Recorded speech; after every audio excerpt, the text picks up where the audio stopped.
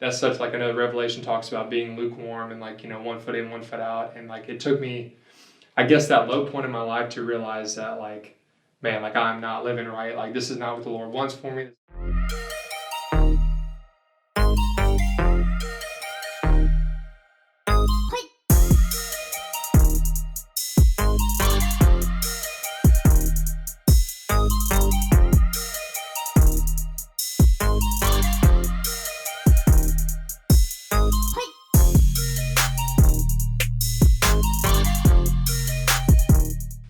Hey guys, welcome to Leave It Better.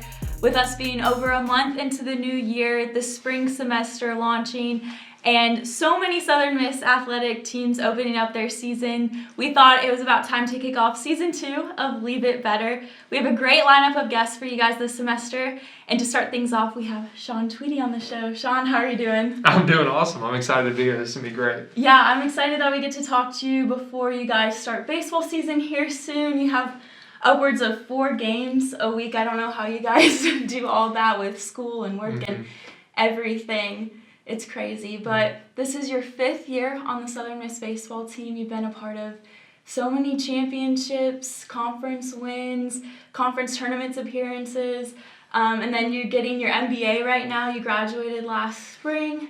As you reflect on the past 4.5 years at your time at Southern Miss, how have you seen yourself grow through both the successes and the setbacks?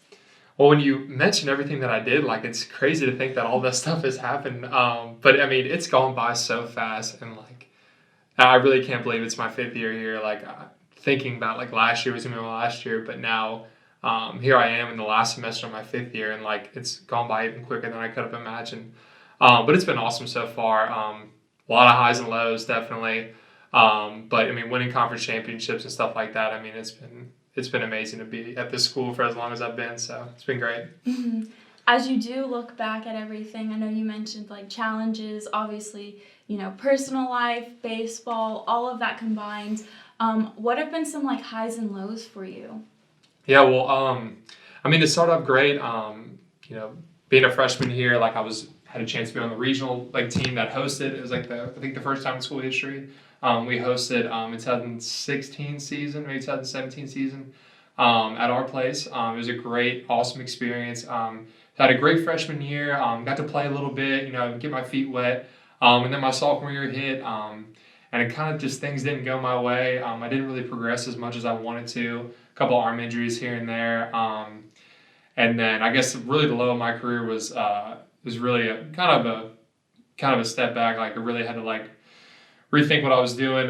Coach Barry called me into his office at the end of my sophomore year, and we kind of sat down together, and he's like, Sean, like I love you as a person. You're a great teammate, great leader and stuff, but you're pretty vanilla, pretty plain as a pitcher. And I mean, I knew that. I tried to progress, but little setbacks here and there. I wasn't able to get to what I wanted to do, pitch as much as I wanted to do.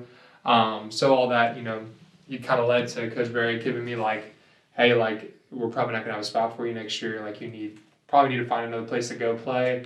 That really hit home for me. Like it was really, I was not expecting that at all. Like I kind of thought it, but I thought that, I was going to be able to play on the team for all 4 years. So when that happened, everything kind of crashed and burned for me. But I kind of took it as a challenge upon myself to just think back and reflect and just kind of work harder and kind of use it as motivation to get better. And then things kind of started turning my junior year. I guess going back to that fall, I really thought, I think I got an arm injury. And then I thought that I was for sure going to be cut because I didn't pitch the whole fall. And then one of my friends actually transferred out and opened up a position for me. And so I was allowed to be on the team that year. And then it's been awesome ever since. Dang. Yeah. And so in terms of your relationship with the Lord throughout this, what was kind of going through your head? No one, no athlete wants to hear that from their coach, that they're being cut or things aren't working out with their team. At that moment, was this a pinnacle moment in time for you with your relationship with the Lord? Did you kind of turn to Him or turn away from Him? Yeah, so around that same time, I was really struggling. I guess let's go back to in high school and stuff. I came from a Christian high school, awesome background, parents and stuff, raised a Christian. It was amazing.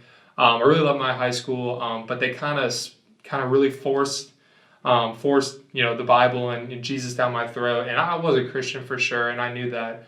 But like I had to, like I always tell people, like I literally, to pass eighth grade, I had to memorize the entire book of Ephesians in order to just get through eighth grade. And like thinking back on it, like that's not the way to, like, that's not the gospel. Like it is, like, and like it's awesome to know the Lord, like know the Word of God and like what it means and stuff like that. But as an eighth grader, as a high schooler, like trying to like rebel and stuff like that, like when I got to college, I just completely went the other direction and really led down the wrong path. I tried to fit in with all the guys, which is what a lot of college people go through, and that's all fine.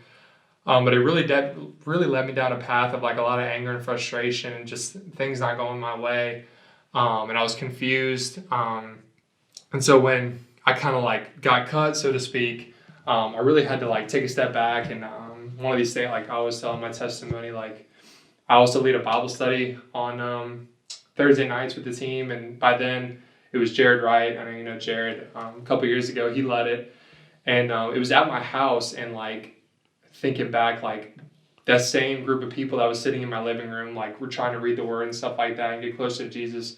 The next night, like I was throwing like a pregame and stuff like that, and like that's such, like I know Revelation talks about being lukewarm and like 1 foot in, 1 foot out, and like it took me, I guess, that low point in my life to realize that like, man, like I'm not living right. Like this is not what the Lord wants for me. This is not the gospel.